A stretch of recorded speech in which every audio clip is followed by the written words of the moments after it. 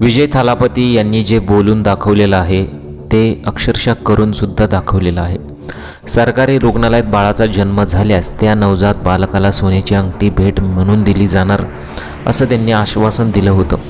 तमिळनाडू सरकारने ही नवीन आणि वेगळी योजना सुरू केली आहे। तमिळनाडूचे मुख्यमंत्री आणि TVK प्रमुख विजय यांनी सरकारी रुग्णालयांमध्ये जन्म घेणाऱ्या मुलांना 1 ग्रॅम सोन्याची अंगठी भेट म्हणून दिली जाईल अशी घोषणा केली होती।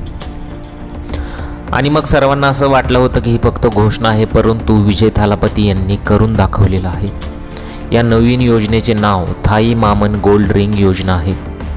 या योजनेअंतर्गत सरकारी रुग्णालयांमध्ये जन्म घेणाऱ्या प्रत्येक नवजात बाळाला 1 ग्राम सोन्याची वजनाची अंगठी प्रशासनाकडून भेट दिली जाणार आहे। अधिकाधिक गर्भवती महिलांनी प्रसूतीसाठी खाजगी रुग्णालयांऐवजी सरकारी रुग्णालयांमध्ये यावे आणि त्यांना प्रोत्साहन मिळावे, या योजनेमागचा मुख्य उद्देश आहे।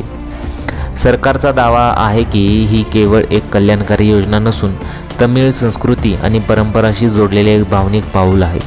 दुसरीकडे या घोषणेनंतर एका नव्या वादालाही तोंड फुटले, कारण अनेकांच्या मते सरकारी रुग्णालयात बाळाच्या जन्मानंतर सोन्याची अंगठी मिळणार असल्याने मोठ्या संख्येने कुटुंब खाजगी रुग्णालयांऐवजी सरकारी रुग्णालयांकडे वळू शकतात। अशी परिस्थिती ही योजना खाजगी रुग्णालयांसमोर आव्हान उभे राहण्याची चिंता व्यक्त केली जात आहे। ही योजना तमिळ समाजातील थाई मामन सीर या परंपरेपासून प्रेरित आहे।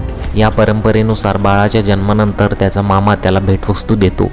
ही भेट म्हणजे बाळाची सुरक्षा, समृद्धी आणि कुटुंबाच्या प्रेमाचे प्रतीक मानले जाते।